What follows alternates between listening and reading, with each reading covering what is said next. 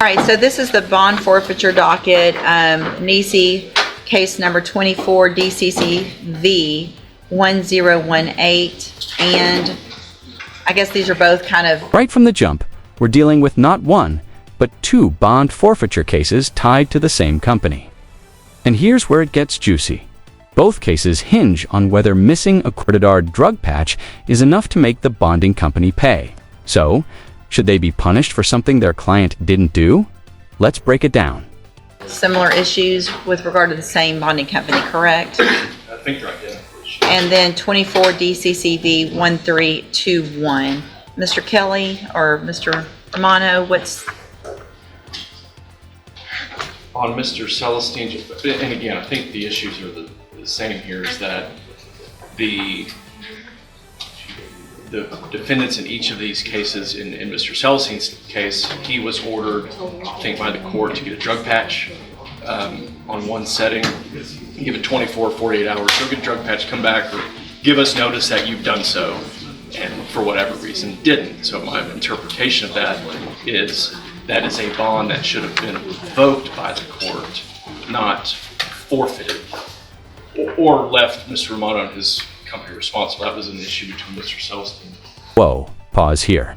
The bonding agent says they didn't even know the client needed a drug patch until it was too late. That's like giving someone a pop quiz they never studied for because the teacher forgot to tell them there was a test. Is that fair? Comment below if you think the court should have revoked the bond instead of forfeiting it. In the court, I think the issue is the same. Did I? Well, I mean, if he...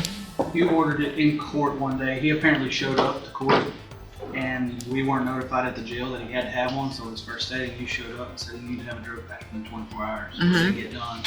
We didn't know it didn't get done, and so the next 4 days we moved the hearing up, and it didn't show up in court.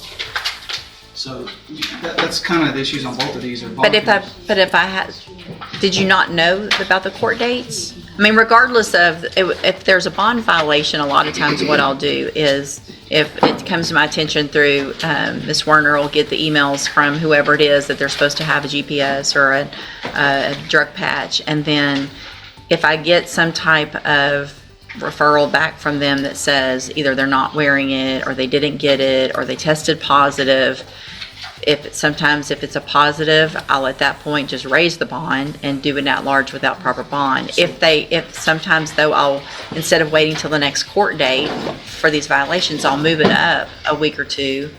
So I guess if I moved it up, which is what it sounds like for a bond hearing, just a review to see what's going on, are you saying you didn't know about that date? No, we knew about the court date. So, 18 violations. That's not just bending the rules, that's full-on breakdancing over them.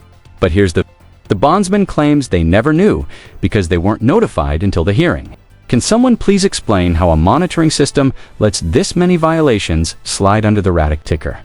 What I'm stating here is when we did the bond, the drug patch was not a part of the bond that we did with the client. That was a condition between the court and Mr. Celestine on this actual situation. Right. And basically, what I'm saying here is some of these bond conditions are setting us up for failure.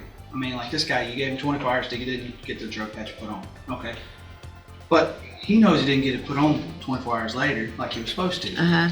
So at that point, the bond should have been either at large without proper bond. I mean, even if we want to do judgment nices, they can be defendant onlys because we're the ones getting punished here for bond conditions that when we post these bonds at the jail, we don't have much to know about. I mean, the next guy violated 18 times bond conditions that we didn't know about until the day of the hearing. He forfeited on.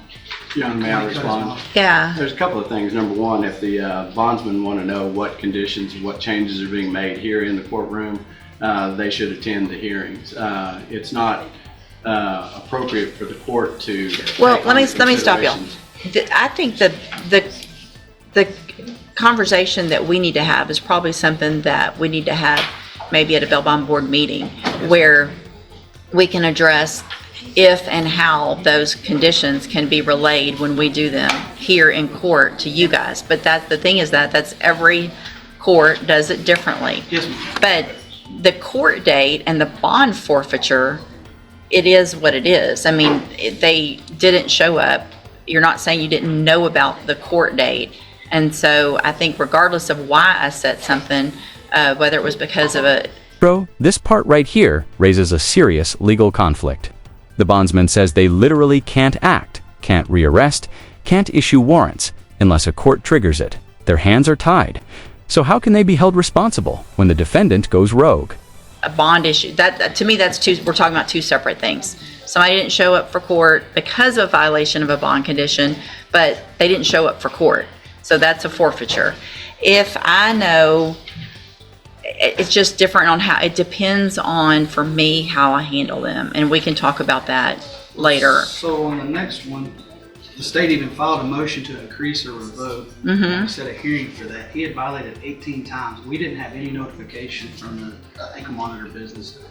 And we have no grounds to drop him when he is violating those conditions. No, I understand that y'all might need some type of, I understand. So I'm asking some kind of relief because this next, I mean, Well, I don't know that I knew someone violated 18 times. I didn't say because, you did. No, I'm just saying I don't know that either of us Yeah. knew that. Because if someone's violating an ankle monitor 18 times, typically it's going to immediately be at large without proper bond, not just let's reset a hearing for a week out, because I would be concerned about that. So sometimes we may not get it from the company until they say, oh, look, there's been a whole lot of these. And so we don't know that either. So that's obviously something we need to take up.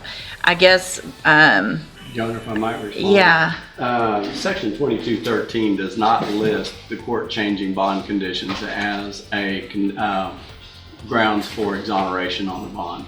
I mean, it's simply not there. I mean, it's the court has to address the defendants as the defendants appear in the court. The bond conditions for the jail. Right now, Mr. Romano has not told the court that they can't go over to the jail and pick up a copy of the conditions that are placed on them at that time. I don't know why they're not getting communication from the Well, no, ankle he's monitors. getting them. They're getting them It's fixed. when they're initially done. yeah, it's fixed now. That issue. That's been, Okay. yeah, we've been working on that. Otherwise, they But what can he's hear. not getting is their information here. And I understand that they can't also be in every court every morning. There's, I don't know how many people they have working for them, but we've got 4 or 5 courts going on. So I understand that there's an issue potentially with getting that information. I don't think it changes legally, though, the fact that there was a court date, knew about it, the defendant didn't show up for that court date. And so I don't think legally there's relief necessarily that I could give unless there's some agreement to that. I do understand where you're coming from, but I think the fact that y'all knew about the court date, there wasn't some communication issue with knowing that he had to be here, or both of them were guys, that they had to be here, and that they didn't show up. I understand what you're saying. If you knew that there were those violations ahead of time, maybe y'all would have filed an AFRS or whatever. That's part of what I'm saying is we can't. We do bail bond agreements with these people, and it spells out what grounds we have. Right. So these violations have to come from the court as far as the issuing of warrants, and I can't even go rearrest them. We have a investigations company, but I can only go pick up on our forfeitures. So even if we do it at large, my hands are tied on some of this. And Mr. Price just wants us to keep going after these people, and I understand that. But even on this kind of situations, I can't go after these people. I can't even issue a warrant for them. Legally, I cannot, because they could come back at us and go, well, here's what our contract says. Well, the bond conditions were not part of our bail bond agreement. Well, what if, And there it is. The court grants the forfeitures. Case closed. But did justice really win here? The judge admits communication. Gaps exist between courts and bonding agents, and suggests they try to figure something out. Is that enough when thousands of dollars in freedom are at stake? we need to talk about that later too. Make a note, because why can't y'all put in your bond agreement that it's any bond conditions that are there and any bond conditions that the court orders? That would be something we have to do after the fact. So sometimes, like now, we're knowing bond conditions. This isn't an issue that's going to keep coming up because they fixed it at the jail. But this is some of the old stuff that we didn't know until we get blindsided. Like